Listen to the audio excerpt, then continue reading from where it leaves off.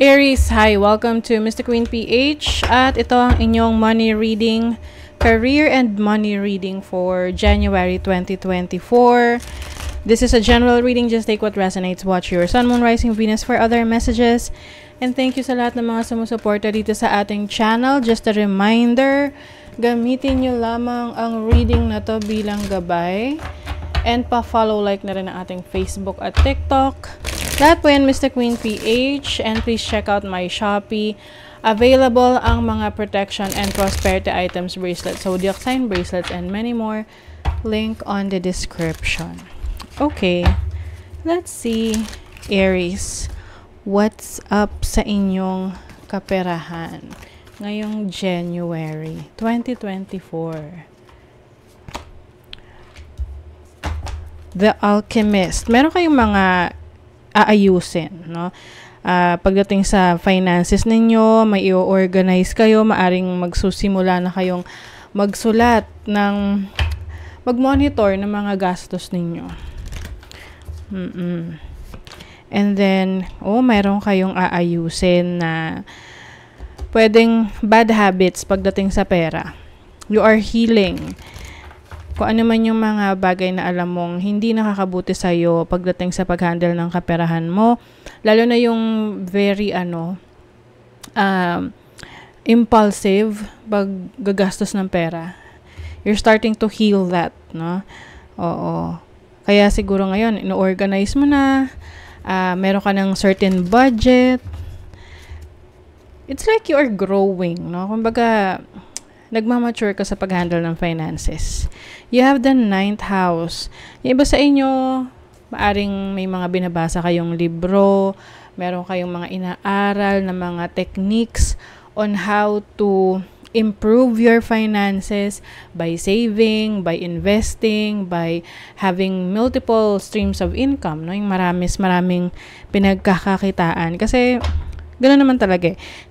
Instead na yung iba kasi, sasabihin na pagdating sa pera, kung gusto mo na mas makaipon ka, magtipid ka. Or kung ayaw mo namang magtipid, dagdagan mo yung income mo.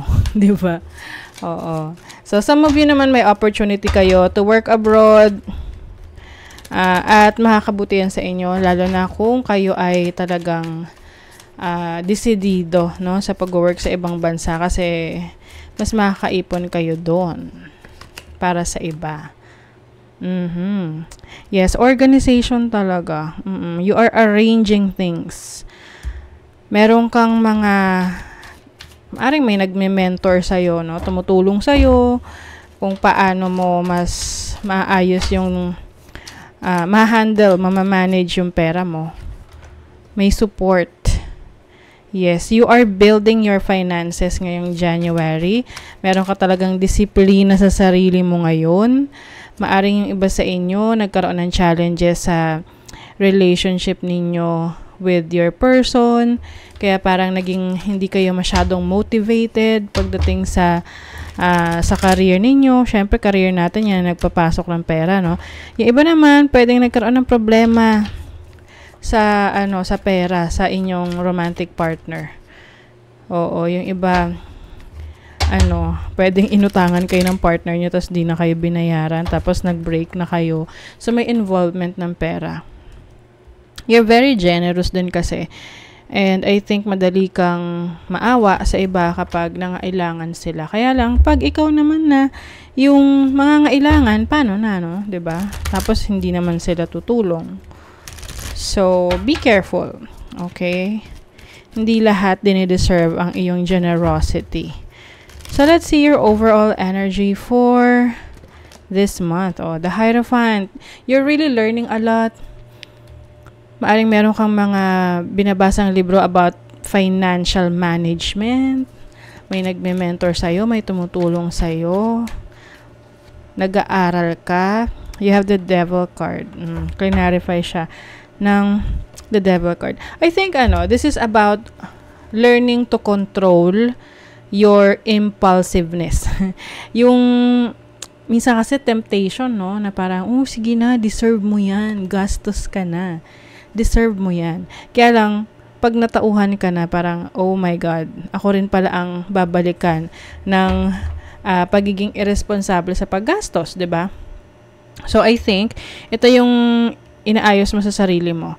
Yung resistance mo sa temptation, sa paligid mo, na pwede mong pagkagastusan, na hindi naman talaga kailangan. So, yung challenge mo is Four of Wands, which is about stability.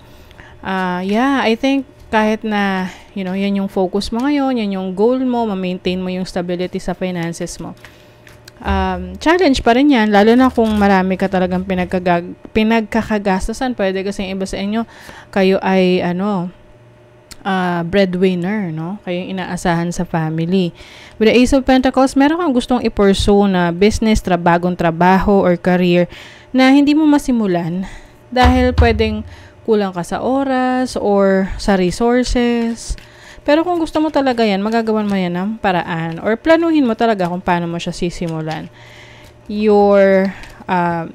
This is your opportunity, Page of Swords, which is about learning new things, no? And with the World card, I think, meron ka talagang opportunity to work sa ibang lugar or parang madestino sa ibang lugar, or to change your career or the way you earn money, no? Yung pamamaraan ng sources of income mo pagbabago. I also see an opportunity for you to be more creative, mag-focus sa mga bagay na gusto mo, interesado ka, na kung saan doon ka mas mag-enjoy in making money. So your blessing is the Six of Wands. I love that. That is more than a blessing for you kasi this is success. Temperance. O wag ka raw masyadong magmadali or wag kang masyadong yung madaling mawawala ng pag-asa, no? Lalo na kung hindi mo nakikita agad yung resulta kasi it is going to be worth it, no? Kailangan mo lang maging patient in your kung ano man tong ginagawa mo para mas maging successful, kasi eventually you will find success in your career and in your finances. Pay attention, a powerful message is being communicated to you now. Ayan. So, ito na yung powerful message na yan. Choose to follow the path of forgiveness and raise your vibration. So, kung sino man ang merong nakagawa ng hindi maganda sa'yo pagdating sa pera, sa trabaho, sa business mo, mas makakabuti na patawarin mo rin yung sarili mo and move on. No? Raise your vibration, be more positive and optimistic. Let go of convention and follow your own unique path. So, meron kang ifa-follow na sarili mong path na kung saan dun ka talaga masaya, dun ka mas interesado, and definitely you will find success in that. Okay? So, that is your reading, Aries. Kung nagustuhan nyo ito, naka-resonate kayo, mag-comment kayo dyan. Like, share, subscribe para lagi kayong updated sa ating mga readings. Thank you so much, Aries. See you again.